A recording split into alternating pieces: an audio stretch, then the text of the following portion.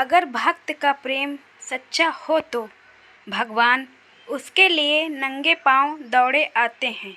वही बात जब कन्हैया की हो तो कहने को क्या, अपने भक्तों के लिए वह न जाने कितने रूप धरते हैं और कितनी ही अनगिनत लीलाएं कर चुके हैं, जिनका प्रमाण हमारी धार्मिक ग्रंथों में मिलता है। ऐसे ही एक रोचक कथा है जब कन्हैया ने अपने भक्त के लिए एक अनोखा काम किया।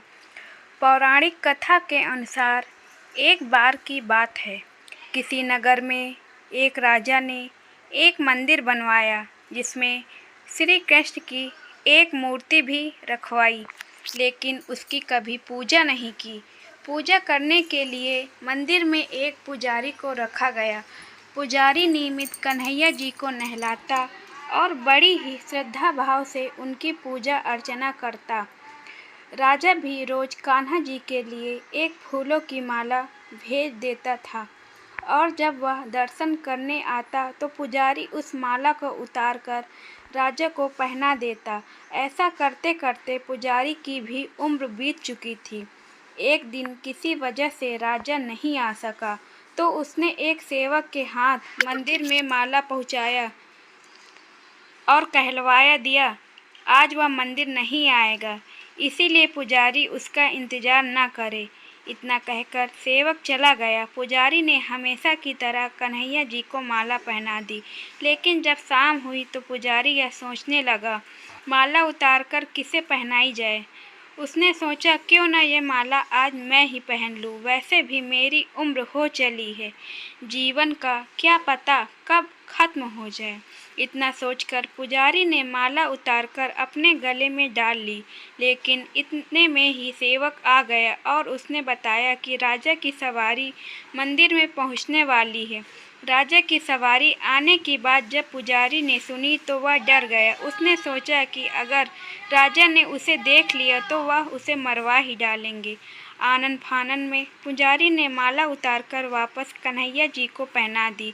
जैसे ही राजा अंदर गया तो हमेशा की तरह पुजारी ने माला कान्हा जी के गले से उतारकर राजा को पहना दी, लेकिन माला पर लगा सफ़ेद बाल देखकर राजा समझ गए कि पुजारी ने यह माला स्वयं ही पहनी थी।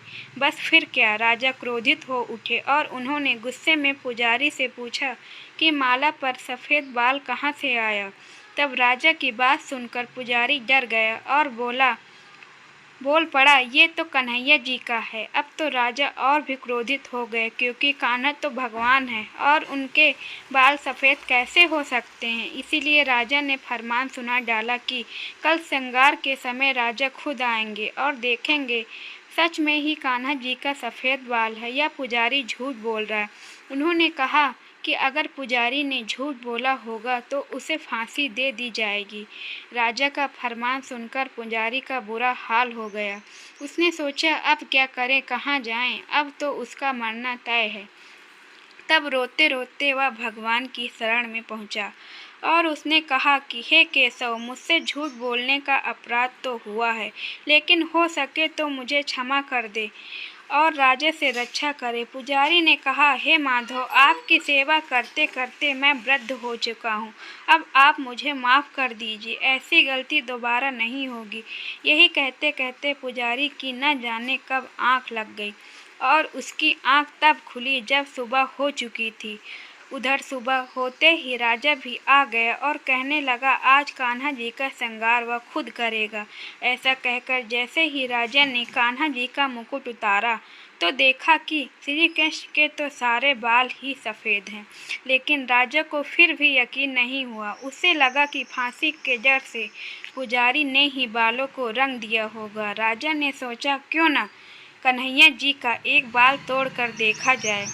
इसके बाद राजा ने कान्हा जी का एक बाल तोड़ लिया, लेकिन जैसे ही बाल टूटा कन्हैया के सिर से खून की धारा बहने लगी। यह देखकर राजा भगवान के चरणों में गिरकर माफ़ी मांगने लगा। तभी श्री कृष्ण की मूर्ति से आवाज़ आई, हे राजन, तुमने मुझे केवल मूर्ति मात्र ही समझा, इसीलिए आज से मैं तुम्हारे लिए केवल मूर्ति मात्र ही रहूँगा। लेकिन पुजारी ने सच्चे मन और पूरी श्रद्धा से मेरी भक्ति की है, इसीलिए उसकी अनन्य भक्ति को देखकर मुझे अपने बाल सफ़ेद करने पड़े। कन्हैया जी ने कहा कि भक्ति में कभी भी संशय नहीं होना चाहिए और सच्चे भक्त की लाज तो मैं कभी जाने नहीं देता। दोस्तों, अगर आप लोगों को ये कहानी पसंद आई हो तो हमारे चैनल को सब्सक्राइब ज़रूर करना। धन्यवाद।